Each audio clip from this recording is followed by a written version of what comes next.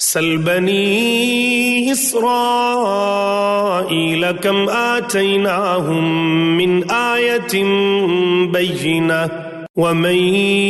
يبدل نعمة الله من بعد ما جاءته فإن الله شديد العقاب۔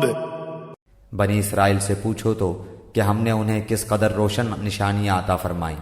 اور جو شخص اللہ تعالیٰ کی نعمتوں کو اپنے پاس پہنچ جانے کے بعد بدل ڈالے وہ جان لے کہ اللہ تعالیٰ بھی سخت عذابوں والا ہے۔ زين للذين كفروا الحياة الدنيا ويسخرون من الذين آمنوا والذين اتقوا فوقهم يوم القيامة والله يرزق من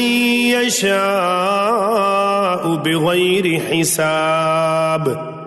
کافروں کے لیے دنیا کی زندگی خوب زینت دار کی گئی ہے،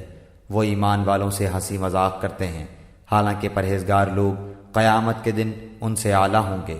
اللہ تعالیٰ جسے چاہتا ہے بے حساب روزی دیتا ہے۔ كان الناس أمة واحدة فبعث الله النبيين مبشرين ومنذرين وأنزل معهم الكتاب بالحق ليحكم بين الناس فيما اختلفوا فيه وما اختلف فيه إلا الذين أوتوه من بعد ما جاءتهم البينات بغيا بينهم فهدى الله الذين آمنوا لما اختلفوا فيه من الحق بإذنه والله يهدي من يشاء إلى صراط مستقيم۔ دراصل لوگ ایک ہی گروہ تھے، اللہ تعالیٰ نے نبیوں کو خوشخبریاں دینے اور ڈرانے والا بنا کر بھیجا اور ان کے ساتھ سچی کتابیں نازل فرمائیں تاکہ لوگوں کے ہر اختلافی امر کا فیصلہ ہو جائے، اور صرف انہی لوگوں نے جنہیں کتاب دی گئی تھی اپنے پاس دلائل آ چکنے کے بعد آپس کے بغض و عناد کی وجہ سے اس میں اختلاف کیا،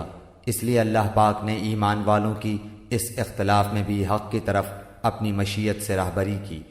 اور اللہ جس کو چاہے سیدھی راہ کی طرف رہبری کرتا ہے۔ ام حسبتم ان تدخلوا الجنة ولما يأتكم مثل الذين خلوا من قبلكم مستهم البأساء والضراء وزلزلوا حتى يقول الرسول والذين آمنوا معه متى نصر الله ألا إن نصر الله قريب۔ کیا تم یہ گمان کیے بیٹھے ہو کہ جنت میں چلے جاؤ گے، حالانکہ اب تک تم پر وہ حالات نہیں آئے جو تم سے اگلے لوگوں پر آئے تھے، انہیں بیماریاں اور مصیبتیں پہنچیں، اور وہ یہاں تک جھنجھوڑے گئے کہ رسول اور اس کے ساتھ کے ایمان والے کہنے لگے کہ اللہ کی مدد کب آئے گی۔ سن رکھو کہ اللہ کی مدد قریب ہی ہے۔ يسألونك ماذا ينفقون قل ما أنفقتم من خير فللوالدين والأقربين واليتامى والمساكين وابن السبيل وما تفعلوا من خير فإن الله به عليم۔ آپ سے پوچھتے ہیں کہ وہ کیا خرچ کریں، آپ کہہ دیجئے جو مال تم خرچ کرو وہ ماں باپ کے لیے ہے، اور رشتہ داروں اور یتیموں اور مسکینوں اور مسافروں کے لیے ہے، اور تم جو کچھ بھلائی کرو گے اللہ تعالیٰ کو اس کا علم ہے۔